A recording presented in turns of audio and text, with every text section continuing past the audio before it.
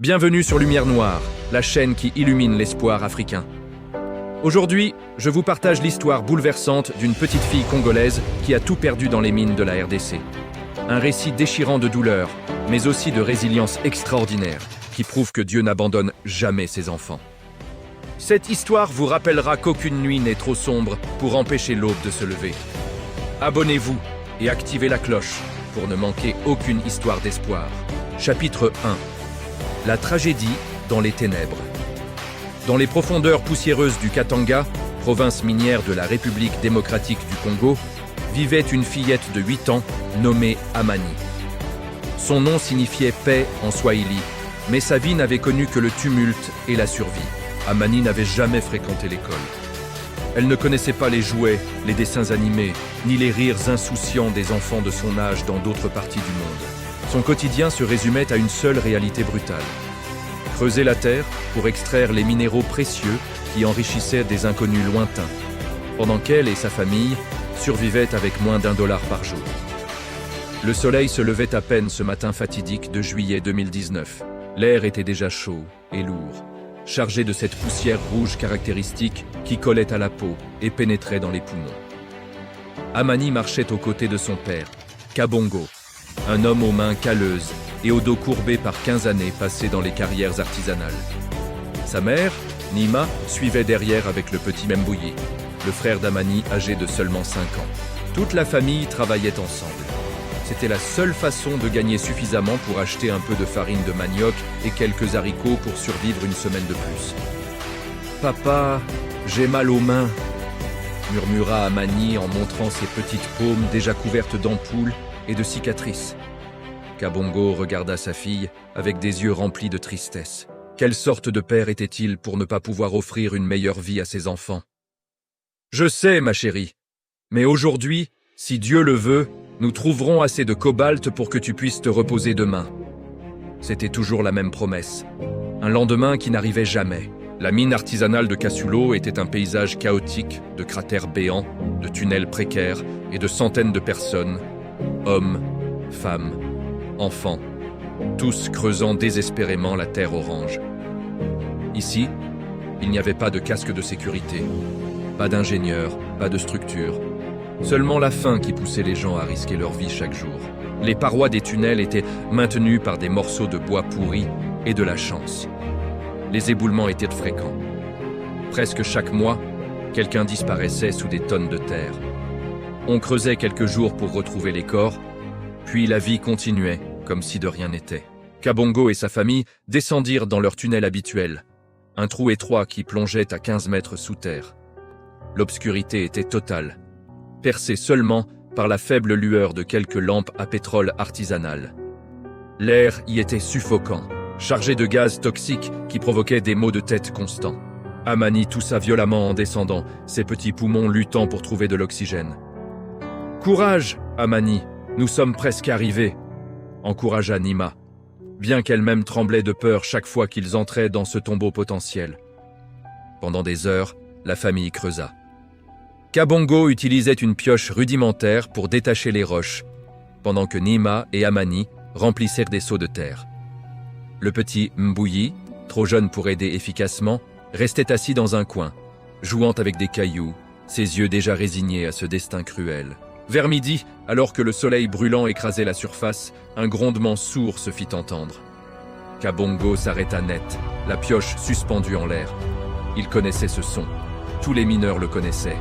« Sortez, vite !» hurla-t-il. Mais il était déjà trop tard. La paroi ouest du tunnel céda avec un fracas assourdissant. Des tonnes de terre et de roches se déversèrent comme une avalanche furieuse. Kabongo eut juste le temps de pousser Amani vers l'avant, la projetant de toutes ses forces vers l'ouverture du tunnel. La petite fille roula sur plusieurs mètres, ses genoux et ses coudes raclant le sol rocailleux. « Papa! Maman! Mbouyi !» hurla-t-elle en se retournant. Mais tout ce qu'elle vit fut un mur de terre qui scellait l'entrée du tunnel. Le grondement cessa aussi brusquement qu'il avait commencé, remplacé par un silence de mort plus terrifiant encore. La poussière flottait dans l'air comme un brouillard apocalyptique. Amani se précipita vers l'éboulement, ses petites mains essayant désespérément de creuser. « Papa ! « Papa, répondez-moi !» Ces cris déchiraient le silence. D'autres mineurs accoururent, certains tentant d'aider, d'autres reculant, sachant que c'était sans espoir. Pendant 4 jours, une équipe de volontaires creusa. Amani ne quitta jamais le site, refusant de manger ou de boire, ses lèvres murmurant des prières incohérentes. Ses vêtements étaient déchirés, son visage couvert de terre et de larmes séchées. Elle ressemblait à un petit fantôme hanté. Le 4e jour, ils trouvèrent les corps. Kabongo avait enroulé ses bras autour de Nima et de Mbouyi dans une dernière étreinte protectrice, comme s'il avait voulu les protéger de la mort elle-même. Mais la mort n'avait montré aucune pitié. Amani ne pleura pas en voyant les corps. Elle était au-delà des larmes. Quelque chose s'était brisé en elle. Une fillette de 8 ans venait de perdre toute sa famille, tout son monde. L'enterrement fut rapide et simple. 3 corps, enveloppés dans des pagnes usées, enterrés dans une fosse commune, sans pierre tombale. Personne ne prononça de beaux discours. C'étaient juste 3 personnes de plus, avalées par les mines impitoyables. Après l'enterrement, Amani se retrouva complètement seule. Pas de tante, pas d'oncle, pas de grands-parents. Sa famille élargie avait été décimée par la guerre civile des années 90. Elle était une orpheline dans un pays où des millions d'orphelins luttaient pour survivre. Les premiers jours, elle erra dans les rues de Kolwezi, dormant dans des ruelles, fouillant dans les déchets pour trouver de la nourriture. Elle devint invisible. L'un de ces milliers d'enfants des rues que les passants évitaient du regard. Certains jours, elle retournait à la mine, s'asseyant près du lieu où sa famille était enterrée, parlant à la terre comme si ses parents pouvaient l'entendre.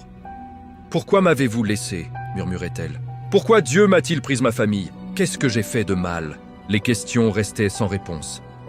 Le ciel restait silencieux. Une nuit, affaiblie par la faim et la fièvre, Amani s'effondra dans une ruelle sombre. Elle regarda les étoiles à travers ses yeux brouillés et pensa que ce serait plus facile de mourir, de rejoindre sa famille. « Dieu, si tu existes, prends-moi aussi. Je ne peux pas continuer seul. » Mais Dieu avait d'autres plans pour Amani. Le lendemain matin, une femme nommée Mama Bénédicte la trouva. Cette femme dirigeait un petit orphelinat chrétien aux ressources limitées, mais au cœur immense. En voyant cette petite fille squelettique, presque morte, quelque chose remua en elle. Elle souleva Amani dans ses bras et la porta jusqu'à l'orphelinat. « Tu es en sécurité maintenant, ma fille. Dieu ne t'a pas abandonnée, » murmura Mama Bénédicte. Amani n'avait plus la force de répondre. Elle ferma les yeux, incertaine si elle croyait encore en Dieu, mais trop épuisée pour lutter davantage. Les premières semaines à l'orphelinat furent les plus difficiles. Amani refusait de parler. Elle restait assise dans un coin, fixant le vide, revivant encore et encore ce moment horrible où le tunnel s'était effondré. Les cauchemars la réveillaient chaque nuit en hurlant. Les autres enfants essayèrent de l'approcher, mais elle se recroquevillait comme un animal blessé. Mama Bénédicte ne força rien. Elle s'asseyait simplement à côté d'Amani chaque jour, chantant des cantiques doux, priant à voix basse. « Dieu pleure avec toi, Amani. Il n'a pas causé cette tragédie, mais il est ici, dans ta douleur. » 1 mois passa, puis 2. Lentement, très lentement, quelque chose commença à changer. Un matin, Amani prononça son premier mot depuis l'accident. « Merci. » Mama Bénédicte éclata en larmes de joie. À partir de ce moment, Amani commença le long chemin de la guérison. Ce n'était pas un processus linéaire. Certains jours, elle faisait des progrès. D'autres jours, elle s'effondrait dans le désespoir. Mais petit à petit, elle apprit à vivre avec la douleur plutôt que d'être écrasée par elle. Mama Bénédicte inscrivit Amani à l'école.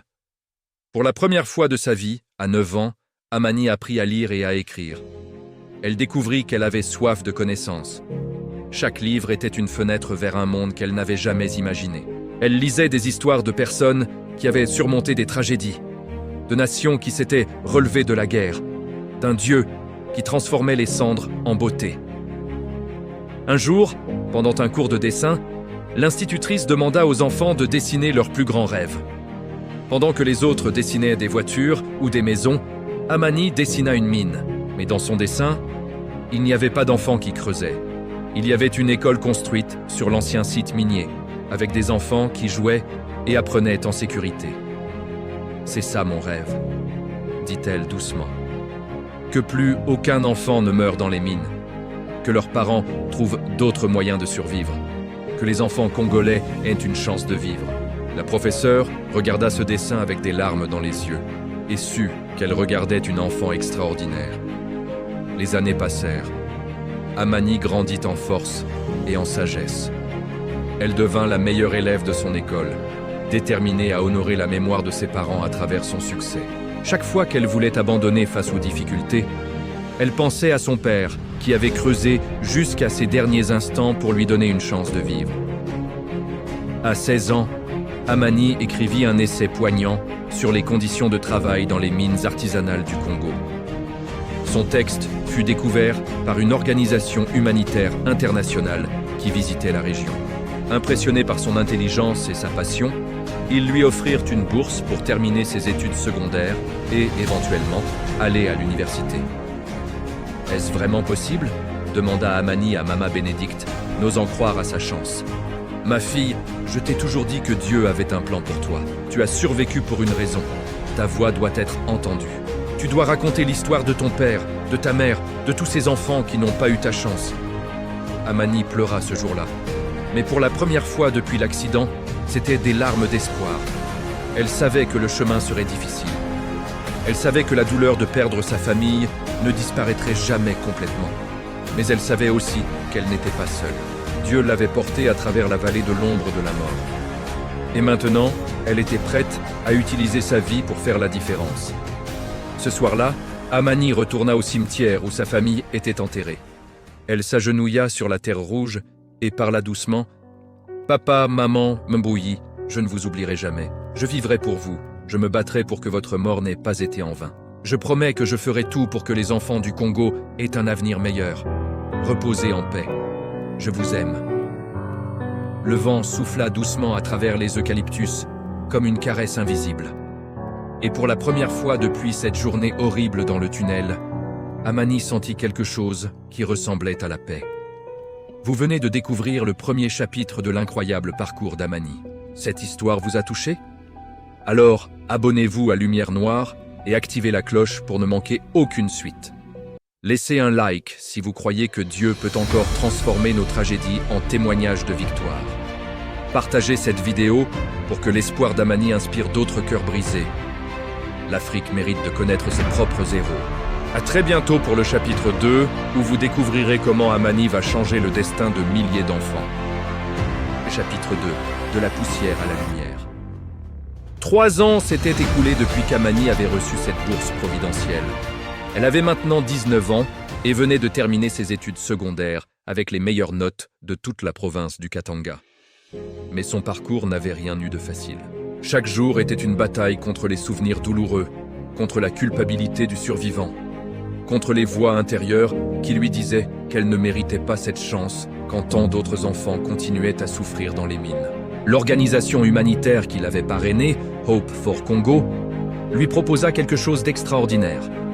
Une bourse complète pour étudier les droits humains et le développement international à l'université de Kinshasa, la capitale.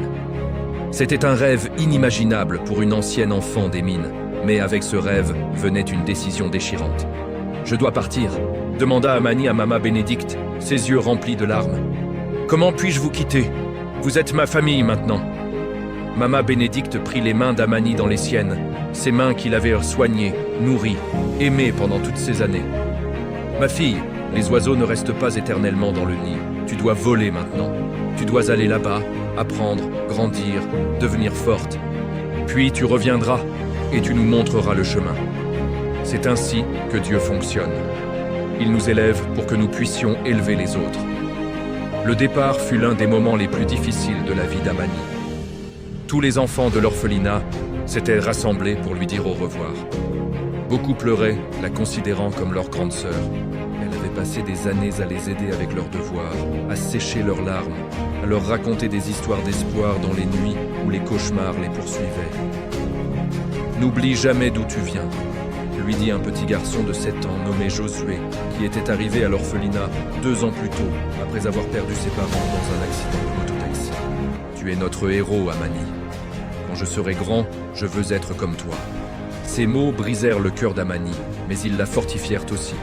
Elle portait maintenant les rêves de tous ses enfants sur ses épaules. Elle ne pouvait pas échouer. À l'université de Kinshasa, Amani découvrit un monde complètement nouveau. C'était la première fois qu'elle vivait dans une grande ville. Les buildings, les voitures, les lumières électriques qui ne s'éteignaient jamais. Tout était écrasant. Mais ce qui la choqua le plus, c'était le fossé gigantesque entre les riches et les pauvres. Elle voyait des étudiants qui arrivaient en 4x4 luxueux, portant des vêtements de marque, gaspillant de la nourriture dans les cantines universitaires. Et à quelques mètres seulement, des enfants des rues fouillaient dans les poubelles pour survivre. Comment est-ce possible dans le même pays, se demandait-elle constamment. Comment pouvons-nous avoir l'un des sous-sols les plus riches du monde et l'un des peuples les plus pauvres? Ces questions alimentaient sa détermination. Pendant que d'autres étudiants faisaient la fête et se préoccupaient de relations amoureuses, Amani passait ses nuits à la bibliothèque, dévorant des livres sur l'économie du développement, les droits humains, la gouvernance des ressources naturelles.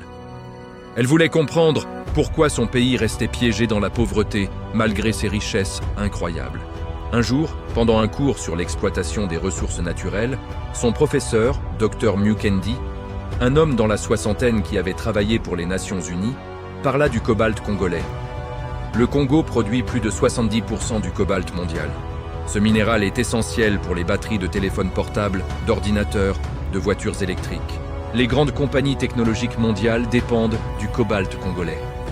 Mais qui profite de cette richesse? Certainement pas le peuple congolais. Amani leva la main, tremblante mais déterminée. « Professeur, ce n'est pas juste une statistique pour moi. J'ai perdu mon père, ma mère et mon petit frère dans ces mines de cobalt. J'ai vu des enfants de 5 ans creuser la terre avec leurs mains nues. J'ai respiré cette poussière toxique qui tue lentement. Alors ma question est simple, que pouvons-nous faire? Comment arrêtons-nous ce cycle de mort ?» La classe entière se tourna vers elle, choquée par la passion brûlante dans sa voix. Dr Mukendi la regarda longuement, reconnaissant immédiatement qu'il ne regardait pas une étudiante ordinaire. « Restez après le cours, mademoiselle. Nous devons parler. » Cette conversation changea la trajectoire de la vie d'Amani. Dr Mukendi était connecté à un réseau d'activistes, de journalistes et d'avocats qui luttaient pour améliorer les conditions dans les mines artisanales. Il présenta Amani à un groupe appelé Voix des Sans-Voix, une organisation qui documentait les abus dans l'industrie minière et plaidait pour des réformes. « Nous avons besoin de personnes comme toi », lui dit la directrice de l'organisation, une femme courageuse nommée Nadine. « Des personnes qui ont vécu cette réalité. Tes mots ont un pouvoir que les miens n'auront jamais. Tu peux parler avec autorité parce que tu as payé le prix. » Amani rejoignit l'organisation comme bénévole pendant ses études. Elle commença à documenter les témoignages d'autres survivants, à prendre des photos, à écrire des articles.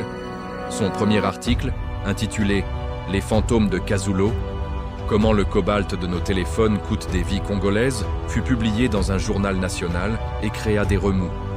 Certaines personnes l'applaudirent, d'autres la menacèrent. Des représentants des compagnies minières l'accusèrent d'inventer des histoires, d'exagérer. Des politiciens corrompus qui profitaient du statu quo essayèrent de la discréditer. « Tu es trop jeune pour comprendre comment le monde fonctionne », lui dit un homme d'affaires lors d'un débat télévisé. « Ces mines fournissent des emplois. Sans elles, ces familles n'auraient rien. » Amani le regarda droit dans les yeux, sa voix calme mais tranchante comme une lame.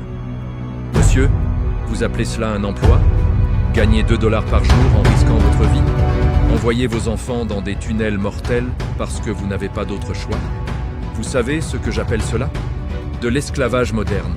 Et vous le savez aussi, mais vous profitez trop du système pour vouloir le changer. » Le clip de ce débat devint viral sur les réseaux sociaux congolais et africains. Soudainement, Amani n'était plus juste une étudiante. Elle devenait une voix, un symbole, une messagère pour tous ceux qui étaient morts sans être entendus. Mais la célébrité avait un prix. Les menaces se multiplièrent. Un soir, alors qu'elle rentrait à son dortoir, 2 hommes l'interceptèrent dans une ruelle sombre.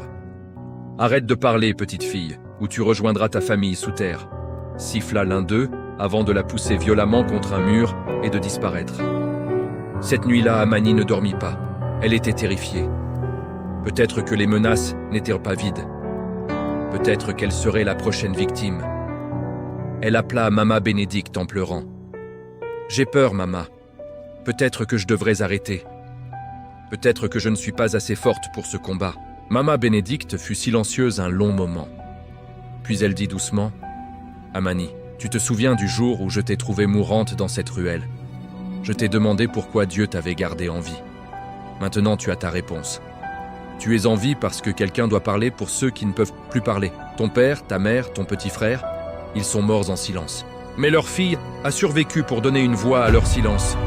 Si tu t'arrêtes maintenant, leur mort n'aura servi à rien. » Ces mots rallumèrent le feu en Amani. Le lendemain, au lieu de se cacher, elle publia un article encore plus audacieux, nommant spécifiquement les compagnies qui utilisèrent du cobalt extrait par des enfants. Elle appela à des boycotts internationaux. Elle exigea que les gouvernements occidentaux imposent des régulations strictes sur la chaîne d'approvisionnement. Son courage inspira d'autres. Des dizaines de survivants des mines sortirent de l'ombre pour partager leurs histoires. Des journalistes internationaux commencèrent à s'intéresser. Une grande enquête fut publiée dans plusieurs journaux occidentaux, exposant les liens entre les grandes compagnies technologiques et les mines artisanales mortelles du Congo. La pression monta. Finalement, plusieurs compagnies internationales annoncèrent qu'elles mettraient en place des audits stricts pour s'assurer que leur cobalt ne provenait pas de mines utilisant le travail des enfants. Ce n'était pas une victoire complète, loin de là, mais c'était un début. Amani avait 21 ans quand elle fut invitée à parler aux Nations Unies à Genève. Une ancienne enfant des mines, orpheline, condamnée à mourir dans la pauvreté, se tenait maintenant devant des ambassadeurs du monde entier.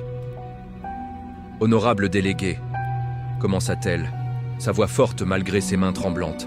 « Je me tiens devant vous, aujourd'hui, non pas en tant qu'experte ou politicienne, mais en tant que témoin. J'ai vu la mort dans les yeux quand j'avais 8 ans. J'ai perdu tout ce que j'aimais pour que vous puissiez envoyer des messages sur vos smartphones. Mon père est mort en extrayant le cobalt qui alimente peut-être l'appareil que vous tenez en ce moment. » Le silence dans la salle était assourdissant. Mais je ne suis pas venu ici pour vous faire culpabiliser. Je suis venu pour vous dire qu'il y a de l'espoir. Si une petite fille comme moi a pu survivre, apprendre, se battre et arriver jusqu'ici, imaginez ce que des millions d'enfants africains pourraient accomplir s'ils avaient juste une chance équitable. Nous ne voulons pas votre pitié. Nous voulons votre justice. Nous voulons que nos ressources bénéficient à nos peuples. Nous voulons que nos enfants aillent à l'école au lieu de creuser des mines. Est-ce trop demandé? Quand elle termina son discours, l'assemblée entière se leva pour une ovation. Des larmes coulaient sur de nombreux visages. Ce jour-là, le monde vit Amani. Mais plus important encore, le monde vit le Congo. Pas comme un lieu de désespoir sans fin, mais comme une terre de résilience extraordinaire, de courage indomptable, d'espoir persistant. Après son discours, une journaliste lui demanda « Amani, comment as-tu trouvé la force de continuer après une telle tragédie ?» Amani sourit doucement. « Je ne suis pas forte, je suis juste têtue. Et j'ai appris que Dieu ne nous donne pas toujours ce que nous voulons, mais il nous donne toujours ce dont nous avons besoin. J'ai demandé à Dieu de me ramener ma famille. Il ne l'a pas fait, mais il m'a donné une mission, honorer leur mémoire en me battant pour que d'autres familles ne souffrent pas comme la mienne. Tant que je respire, je me battrai. C'est ma promesse à mon père, à ma mère, à mon petit frère. » De retour au Congo, Amani utilisa l'attention médiatique qu'elle avait reçue pour lancer sa propre fondation, la fondation Kabongo, nommée d'après son père. Sa mission était simple, mais puissante. Offrir des bourses d'études aux enfants des mineurs, construire des écoles dans les communautés minières et fournir des formations professionnelles alternatives aux familles pour qu'elles puissent sortir de la dépendance aux mines. Les débuts furent modestes. Avec les dons qu'elle collecta, elle put offrir des bourses à 15 enfants la première année. Mais chaque enfant était une victoire. Chaque enfant qui allait à l'école, au lieu de descendre dans une mine, était une rédemption de la mort de sa famille. Un de ces enfants était une fillette de 9 ans nommée Grace, qui travaillait dans les mêmes mines où le père d'Amani était mort. Quand Amani rencontra Grace pour la première fois, elle vit son propre reflet d'il y a des années. Les mêmes mains abîmées, les mêmes yeux fatigués, le même désespoir silencieux.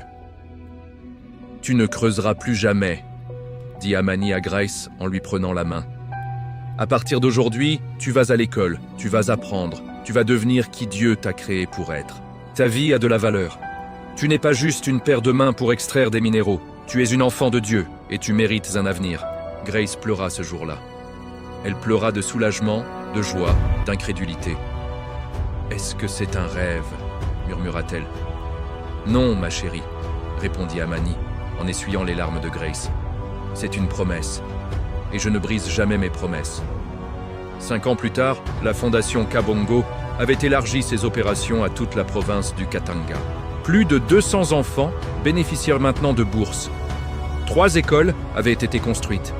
Des programmes de formation professionnelle, menuiserie, couture, agriculture durable, offraient aux adultes des alternatives économiques viables. Ce n'était pas encore assez. Des milliers d'enfants travaillaient encore dans les mines. Le système corrompu était toujours en place. Les grandes compagnies trouvaient toujours des moyens de contourner les régulations. Mais quelque chose avait changé. Les gens avaient maintenant de l'espoir. Ils voyaient qu'un autre futur était possible. Amani, maintenant âgé de 26 ans, se tenait sur le site exact où sa famille était morte. L'ancienne mine artisanale de Kasulo avait été fermée par le gouvernement après des années de pression internationale. Sur ces ruines, la fondation Kabongo avait construit une école primaire flambant neuve. Des centaines d'enfants couraient maintenant dans la cour de récréation, riant, jouant, apprenant, sur le même sol qui avait autrefois été trempé de sang et de larmes. C'était la transformation la plus puissante qu'Amani aurait pu imaginer. La mort transformée en vie. Les ténèbres transformées en lumière. Elle s'agenouilla et toucha la terre rouge. « Papa, maman, Mbouyi, vous voyez ce que votre sacrifice a produit? Vous n'êtes pas morts en vain. Regardez tous ces enfants qui vivront maintenant parce que vous avez vécu, parce que vous m'avez sauvé ce jour-là. Je vous aime. Je vous honorerai jusqu'à mon dernier souffle. » Le vent souffla doucement, transportant les rires des enfants. Et Amani sut, au plus profond de son âme, que ses parents souriaient quelque part. Cette nuit-là, lors d'un rassemblement communautaire pour célébrer l'ouverture de l'école, Amani prononça un discours qui serait répété dans tout le Congo et au-delà. « Mes frères et sœurs congolais, on nous a dit que nous sommes un peuple maudit, que notre terre riche en minéraux est notre malédiction, que nous sommes condamnés à la souffrance éternelle. Mais je vous dis aujourd'hui, ce sont des mensonges. Nous ne sommes pas maudits, nous sommes bénis. Notre sol est béni, notre peuple est béni.